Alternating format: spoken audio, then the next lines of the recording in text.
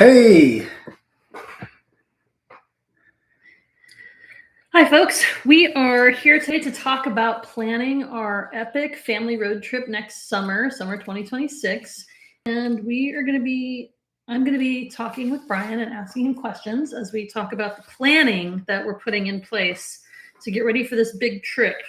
Now, some of you might be new to our channel, and so if you are, welcome. We want to just say we're glad to have you here.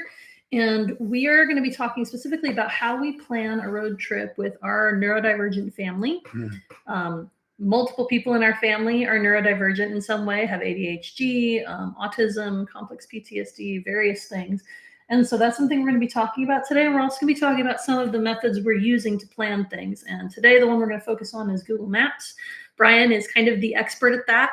He's planned a lot of our travel stops based on what he finds on Google Maps. And so we're going to talk about how we use that tool. There'll be other times where we talk about different tools, but today we're going to specifically be talking about just the beginning planning stages of our trip, which he's been working on and I've been working on. We're both working on different aspects of it. Mm-hmm.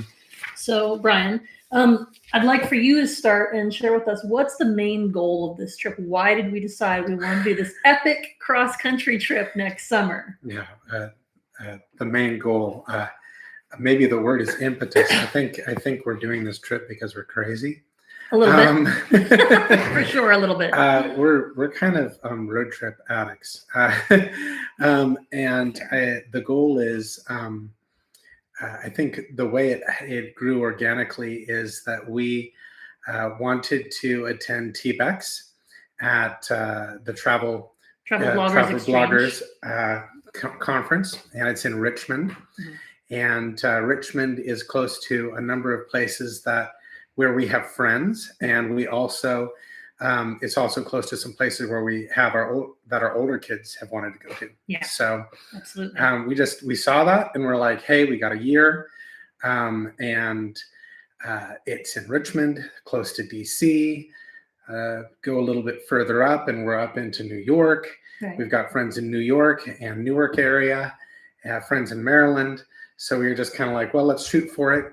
And then I think also with the day-to-day, when you get kind of too comfortable and you just need something to really shoot for. Mm-hmm. And so planning something like that is a good thing. It kind of gets the blood going, like, okay, I'm going to aim for this. I don't know. I feel kind of guilty comparing it to a marathon, but maybe in a sort of way it is, because you're like, I'm going to really try for something crazy. Yeah. And that's going to take a lot of prep. And so that's maybe, that's kind of where we're at. Yeah, absolutely. Yeah, I mean, we saw too when I saw that Travel Bloggers Exchange Conference was going to be held in Richmond, Virginia next summer, and that it was being held there partly because next year is the semi-quincentennial of the United States. I thought, whoa, that would be so awesome to go to Richmond, Virginia, for that season and for this celebration, and to be on the East Coast where all of that really got started. Yeah. We thought, whoa, how cool would that be? And then we thought, oh, we could also see all these friends and family we've been trying to see for the longest time, but they're on the East Coast. Like, we could really do that. And it's when the kids are out of school, and we just realized, okay, our kids are getting older. Yeah. It's a high time we go do a really cool road trip so that we can make some of those memories before they get old enough to be gone. Mm-hmm. So there were just a lot of factors, but that's kind of some of the things we were thinking. And it's kind of time. It's been 4 years since we had our massive road trip across the country. Yeah. So, we've enjoyed Oregon. We've enjoyed getting around in the Pacific Northwest. We're ready to get out again. So we're excited about that. Ready to explore some new places. Okay. So one of the things that we have talked about being neurodivergent travel family is that there are some differences to how we plan a road trip opposed to some other people. Now, this comes from our family used to take really long drives. And I'll let you go into details on that. One of the questions that we've had to work with is, how many hours do we tend to drive in a day, and how many days in a row are we comfortable doing long drives like that? So I'll let you elaborate on that a little. So before we got into what we're doing now with the small business, we were, I guess you'd call us circuit preachers, and we drove road trips all across the United States and Canada. So we have a lot of miles on both of us. Yeah, we do. And our oldest girls were practically raised on the road in a lot of ways. Yeah. And so how do we do that well? I think we learned a lot along the way. When our kids are younger, we found that we need to really keep it down to like 8 or even 6 hours. And there were times we tried different things. We tried we tried a lot. We tried the stay up all night thing. So driving through the night, like 12 hours of driving. Yeah, 12 hours of driving. Not a fan. I don't feel like it's worth it, frankly. I remember us. We were like, well, we'll just drive. We'll just drive, and the kids can sleep, and we'll pull into the hotel at midnight. And we would pull into the hotel at midnight, and the kids had just had 4 hours sleep. And they're at a hotel, so they're super excited. They're just bouncing up, and we just want to go to bed. Yeah. Frankly, I feel like 8 hours is probably the most, or what we have found now that our kids are older is I think for 1 or 2 days, we're probably going to do like 2 12s or 1 12 every now and then, now that they're older. Yeah. So that'll be an interesting experiment, but I think we can do it now. But boy, when we were younger, that was funny enough. Even though we were younger, our kids were young too. Yeah, absolutely. Yeah. So that's one of the things that we've learned along the way is taking shorter drives. And how many days in a row do we usually, if we're going to do a really long drive, how many days in a row do we kind of feel like is our max on that? Like say we're doing an 8-hour day, how many days in a row do we want to try for that? I don't think we can do that more than 2. Yeah. Frankly. I think that's what we found is a lot of times, and when we're saying an 8-hour day, we're saying 8 hours of driving. Because what you have to realize is that you're going to have to plan in 2 or 3 hours for stops, even if all you're doing at the stop is getting out, going to the bathroom, eating some food. Yeah. Like that's if you're not really touring even. Yeah. So, we're talking about 8 hours in the vehicle. Yeah. But the rest of the day really ends up being like a 10 or 12 hour day, right? Yeah. And I really think pacing is really important in those days. This isn't one of those days you can't manage being just this grouchy, don't make me come back there, dad. No one likes to be that dad. No one likes to be the child of that dad. So imagine being that for 10 hours or 12 hours. Talk about miserable. Yes. This is what makes road tripping notorious, and it doesn't have to be that way. No, it doesn't. And that's where, funny enough, one of my quirks has come in handy, because what we try to do is we just try to stop as often as we can. Now, I gotta hold back because I can stop way too much. We don't want to get in at like, we try to get in at a reasonable time, but all told, if it means we get in at 10 as opposed to like 6, I'm good with that. If we're stopping and getting out and doing something enjoyable, doing something different. And thankfully, America's roadways have so many things to see and do. And most people don't know about them. I just know about them because I'm quirky. So one of Brian's favorite pastimes is to and it's a way he relaxes, to get on Google Maps and find cool things along various routes or in various places that we're planning to go to. And we're going to show you that in a little bit here. So stay tuned. Another thing that we want to talk about is how flexible is our itinerary. When we're planning a road trip of this magnitude, so we've done this a few times now, how flexible is our itinerary? I think it depends a whole lot on how far you're going. Yeah, absolutely. So it's kind of hard to say. Yeah. So like on an 8-hour day, if we're so one of our really long drive days, how flexible is that itinerary usually? Well, when it comes to excursions, whatever excursions we're doing on that day have to be on the route. We basically don't hit anything that's beyond 15 minutes or 30 minutes off route. Yeah. At the most. Yeah.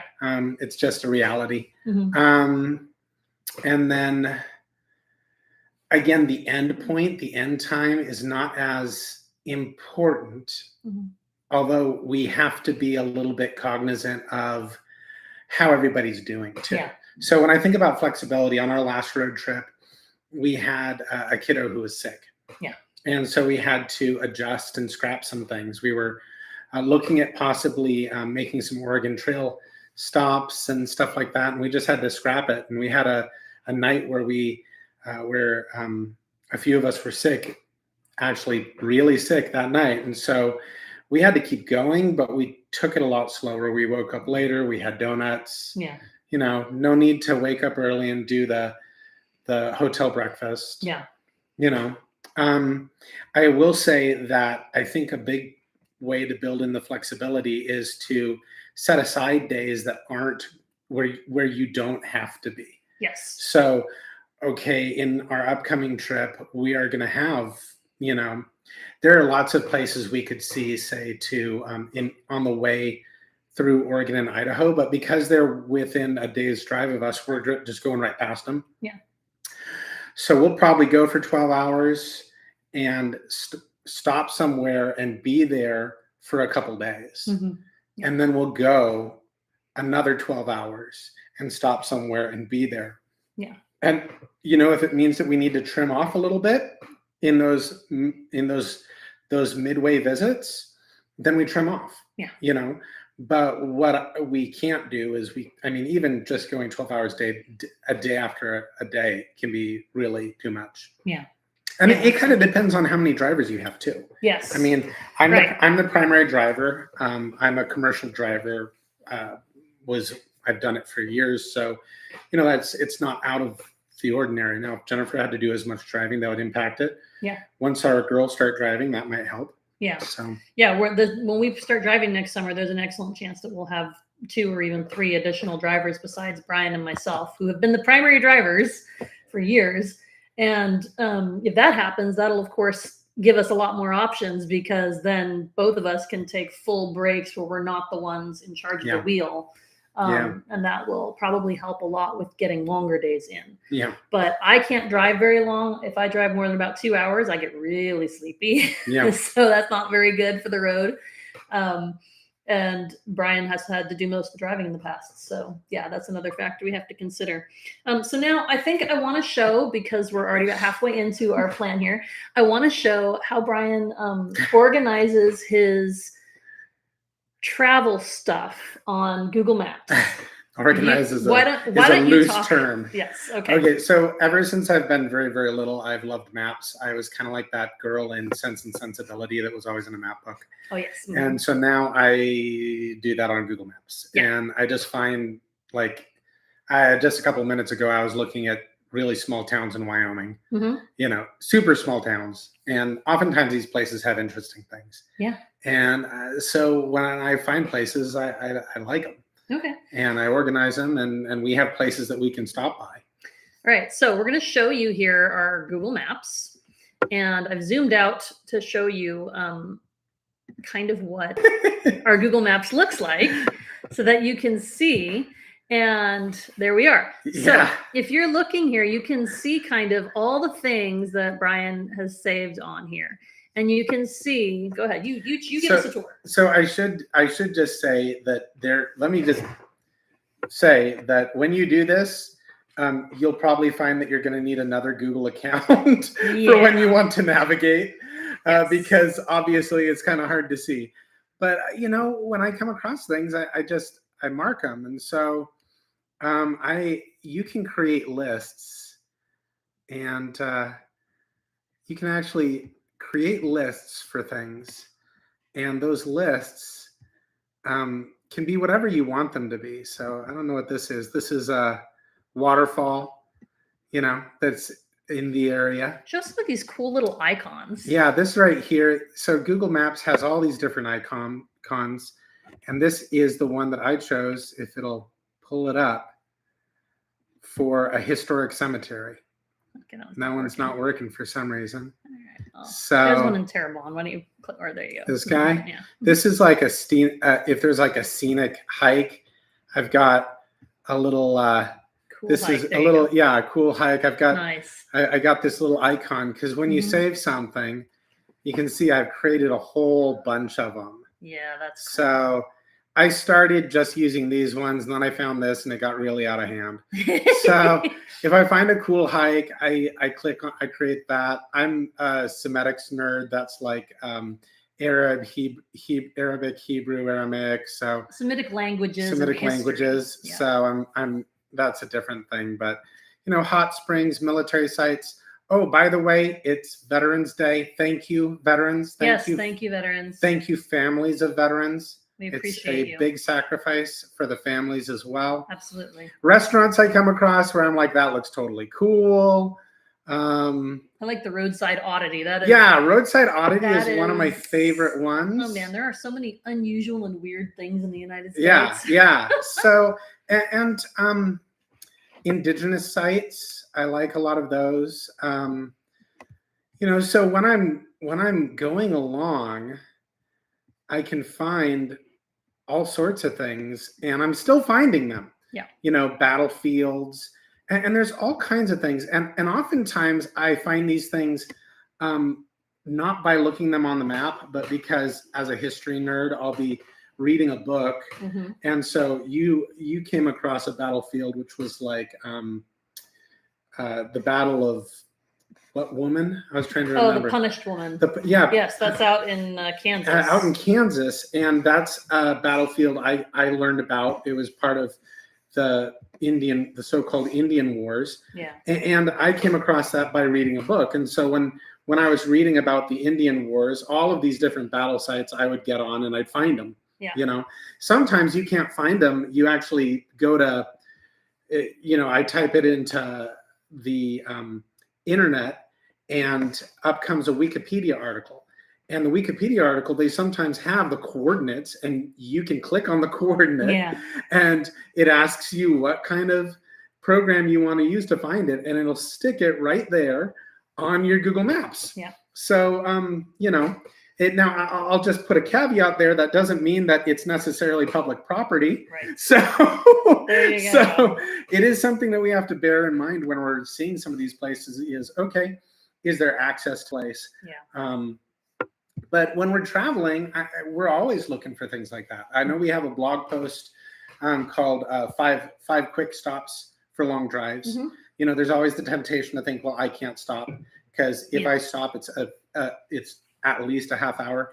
And frankly, that's true. Yeah. Frankly, that's true. Yeah. But I can tell you from long experience that there's no way to avoid stops. Right. Stops are going to happen. Yep. They absolutely happen. Yeah. And the more people you have, the more potential for stops. Yeah. And there's simply nothing you can do about it. Yeah. I mean, you can do some things, but stops are going to happen. Yeah. And so we have found, whether it's a historical plaque or a quick walk, or we've just found all these different things that we can do to be able to make the most of it. We figure if we have to stop, we might as well stop at someplace cool. Yeah, exactly. So we've talked a little bit about how you find places that you want us to stop at the road trip. But I think now we want to talk a little bit about what kinds of destination and stops are must-haves for our family. I know for you it's historic sites, it's old cemeteries, it's battlefields, it's indigenous sites. And how do we let each family participate in that process? Yeah. And I know I'll start with one of them. So on our upcoming road trip, we are driving out to Virginia, and then we're going to go up to New York and New Jersey for friends and family. And then we're planning to come back across to Oregon. So there's a lot of routes we can take. Oh, yeah. But the one thing that one of our daughters specifically wants to see is the Mothman Museum in West Virginia. And I did not even know that was a thing until she mentioned it. But because that is something that she has wanted to see forever and ever, when we said we're going, across the United States, where do you guys want to hit? That's something she really wants to do. And so we will prioritize trying to get there. And that's the thing she's really wanting to see. Yeah. So that's one example. But how are some other ways we make sure that everybody gets heard and everybody gets a chance to participate? Well, we talk travel a lot. And so when our kids talk about things that they're interested in, we try to make sure to write that down somewhere. I know that one of our daughters has been interested in seeing DC for a long time. Yeah. Another one has been really interested in New York. So those are big voters for us. We have a son who loves cars, so we often look for places that are, about vehicles or, car museums. We're going to possibly drive through Indiana and go visit the Indianapolis area. Yeah. So things like that. On our last road trip, we asked each of our kids what they wanted to see. A couple of them really wanted to go to the Georgia Aquarium because sharks and the giant whale sharks, the belugas. I mean, it's world famous, right? Incredible. It is worth going to. But that was one thing that we picked. I love quilting, and that's one of my hobbies and my loves. And we happened to be passing through. We found a quilt museum, which we didn't know about, in Kentucky, Paducah. And we also stopped at a quilt shop, a quilt town, really. Quilt Town USA, which is Hamilton, Missouri. Yeah. And those were a couple of things I really wanted to see that we were close enough to stop at. Yeah, absolutely. Yeah. It's interesting. I think it's important to have a good discussion on the things that are really like essential. This really matters to me. Yeah. And that was something we learned from the last one. It was one thing that really mattered to me is I wanted to have real time at the Badlands. Yeah. And I needed to learn to really communicate that. And I was able to do that. And I think we're trying to do that too, is that everyone has the opportunity to say, hey, all these things are great. This thing here, I really want to see. Yeah. And then we can organize it accordingly. And then there's a whole bunch of other things that would be great to see. And then it's just a matter of seeing what works and what doesn't. And as much as possible, putting out to the kids, hey, here's 3 different options. Which one are you guys thinking? Yeah. And talking through it. And of course they're not, there's always 2 on one side and 4 on another, but I think it's good to have that tension and not overruling people, but being like, talking through things and strategizing, to be able to figure out how to do it. Well, and we try and do a lot of variety too. I mean, we aren't huge amusement park people. Both Brian and I don't love the crowds. I mean, I enjoy some things about amusement parks, but the crowds are a lot. And as we're getting older, at least me, I'm not able to manage the G-forces on some of the rides anymore, sadly, very sadly. But the kids, of course, some of them do want to do those things. And so one of the things we consider too is, okay, we've done some really cool national parks with gorgeous nature scenery recently, or we just did a huge historical site the other day. Okay, we've done a lot of these kind of brainiac type of things. Can we go to a water park and just splash for the day? Mix it up. So we do try to, that's one of the other things I think we take into consideration is mixing up types of experiences so that nobody gets overloaded with any one particular thing. And it doesn't have to be pricey either. No, like it doesn't. An amusement park can be really expensive, but I remember when we were in Metropolis, Illinois, that was so much fun. You can see about this in our posts on Southern Illinois, but in Metropolis, Illinois, there's 2 different things. I'm sure there's more, but there's 2 different things that are very interesting. One of them is Fort, I think it's Fort Massac. I might be wrong on that. I'll have to look at it. But there's a fort there that has been on the Ohio for years and years. It's a stop along the Lewis and Clark Trail. All of those things. And then there's because it's called Metropolis, they have the world's largest Superman statue. It's probably like 40 feet tall. It's huge, yeah. And they've got all the Superman stuff. Yeah.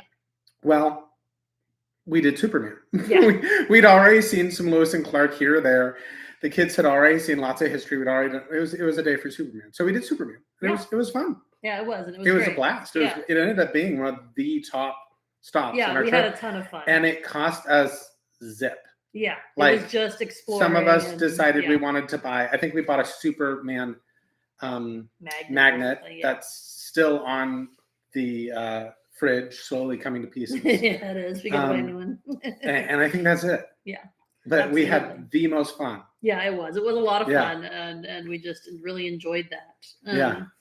So another question that I think is valuable for people who are planning a road trip is, how do we plan for unexpected situations? You talked a little bit about this, where someone is sick and we try to adjust for that. So some of the things that we talk about, like illness, weather delays, mechanical issues, what are some of the ways that we account for that? One thing I want to talk about, which we haven't mentioned yet, is for us, a large family of 8, we got to think about laundry on the trip that long. You go longer than about a week, and Mhm. you're gonna need to do some laundry. And for a family our size, doing it in the sink is not gonna work. No. So one of the ways that we have to account for things, and also sometimes we have medications that run out. We have to have a place to be at a pharmacy long enough to pick up what we need. Mhm. And so that's one of the things we take into account. One of the ways I know that we do this is we plan in for break days, Mhm. where we are going to be at an Airbnb or a hotel, and the whole focus of that day is to catch up on whatever we need, whether that's laundry, Mhm. whether that's everybody just needs to be not doing anything for a while and chilling in the hotel pool, or if we're at an Airbnb, everybody is just going to read a book and watch movies that day or whatever. But Yeah. I think we found that there's a lot of housekeeping that you have to do. We Yeah. took a couple days when we were in Georgia because the van was a mess. yeah, you've been in the road If you're for living 2 in it weeks, for yeah. 2 weeks, I mean, we weren't living in the van, but we didn't sleep in the van, but the rest of the time was in the van. Mm. I mean, it needed to be cleaned. Yeah. So we had to, get it cleaned. Did a thorough cleaning of it. Mhm. There was financial things to take care of, obviously, because money needs to be handled, and bills don't go away just because you are on vacation. No, They don't. still have to be paid. There's phone calls and emails to be made. You can't do that when you're behind the wheel for 8 hours. Yeah. You don't want to be doing that when you're visiting sites. You want to be having Absolutely. fun with your family. So then it is important to plot out those times. And it also works out too, because we're big on we think travel is a fabulous way to do education. So one of the things we'd love to do is we would go, and if a museum has a kids study packet or junior rangers, we would pick those up and we would do it. And 9 times out of 10, the kids wouldn't be totally finished, and we wouldn't want them. By the way, we didn't want them to fill out the whole thing. No, we're not. That's We not the wanted- point of the enjoyment. We wanted. right? I don't want them to be in the book so long that they don't actually look around them and enjoy. Right. Yeah. So oftentimes when you go to these national parks, if you ask the park ranger, they'll give you the books and they'll give you the badges, on the understanding that sometimes they'll even make you swear, on the understanding that the kids can't have the badge until they fill it out. Right. But these types of days, off days, are good days for them to be able to do those, to finish it up. Absolutely. Yeah, that's a good point too. It's a good time to just catch up on things, or do things that, like if you really want to do a long travel period, you have to also realize that everybody gets worn out by that. Well, and you need, for the adults need some opportunity to not be thinking about what the next thing is. Yes. That's probably the one thing that we learned most from the last trip. Mm-hmm. Going forward in this next trip, we're going to need to build in more time for that, because the mental load of thinking about where do we need to be, Mm-hmm. where is it, what's this, even though you've already planned it out and booked it. Yeah. Every hotel has its own check-in and check-out time. Yep. Right.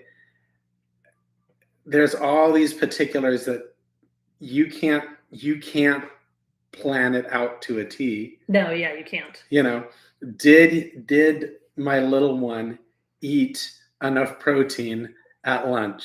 Mm-hmm. Kind of hard to figure out when so much is going on, like all those things that we're doing. And of course, your brain is doing that even more because you're not at home. Yeah. So there's an alertness that you have that's going on all the time. Absolutely. Which I think that's something to bear in mind with wherever you end up staying. Mm-hmm. Is we found that it could be helpful staying with family, Mm-hmm. if family was understanding. Yeah. Because obviously because when you're at a place you feel relaxed, you might kind of fall apart a little bit. Yeah. Or if they're not understanding, then actually going to a hotel or an Airbnb where you can just fall apart for a couple days, take Mm-hmm. a vacation from the vacation. Yeah. Yeah. I mean, that's one of the things we watch for when we, and that's another question I had here, is how do we know when it's time to take a reset day or a sensory break? And that's one of the things we try to watch for. It used to be when we were younger that we would just continue at an activity, or a place until Until they fell apart. they started falling apart and crying and whining. Leave And while they're happy. We have learned. Leave while they're still happy.